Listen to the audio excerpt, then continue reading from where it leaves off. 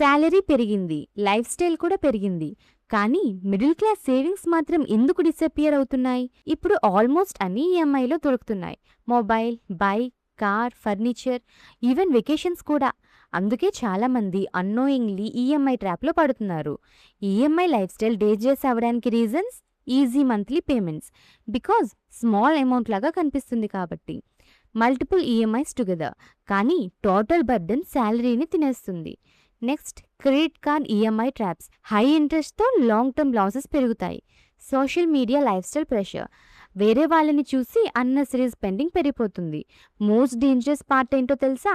Out side rich life style లాగా కనిపిస్తుంది, కానీ inside financial stress, tension and zero savings ఉంటాయి. సో స్మార్ట్ పీపుల్స్ ఇప్పుడు ఏం చేస్తారు? నీడ్స్ అండ్ వాంట్స్ని సెపరేట్ చేస్తున్నారు. అన్నెసరీ ఈఎంఐస్ని అవాయిడ్ చేస్తున్నారు.